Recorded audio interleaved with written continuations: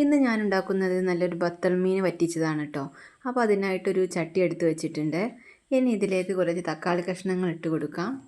ഒരു പച്ചമുളക് കീറിയത് ഇട്ട് കൊടുക്കാം.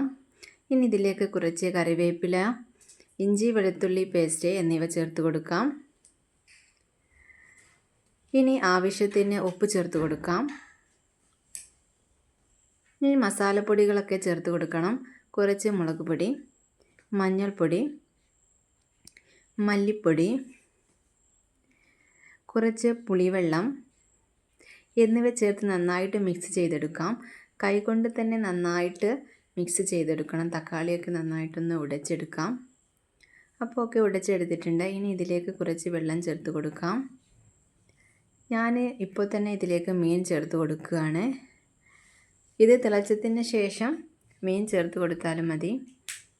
അപ്പോൾ മീനൊക്കെ ചേർത്ത് അടച്ച് വെച്ച് നമുക്കിത് വേവിച്ചെടുക്കാം. സബ്സ്ക്രൈബ് ചെയ്യാതെ കാണുന്ന എല്ലാവരും സബ്സ്ക്രൈബ് ചെയ്യണം, സപ്പോർട്ട് ചെയ്യണം. അപ്പോൾ നമ്മുടെ മീനൊക്കെ ഇവിടെ തിളച്ച് വന്നിട്ടുണ്ട്.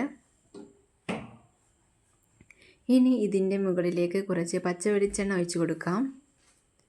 വെളിച്ചെണ്ണ ഒഴിച്ച് കൊടുത്തതിന് ശേഷം അധികം തിളപ്പിക്കണ്ട, നമുക്ക് ഓഫ് ചെയ്യാം.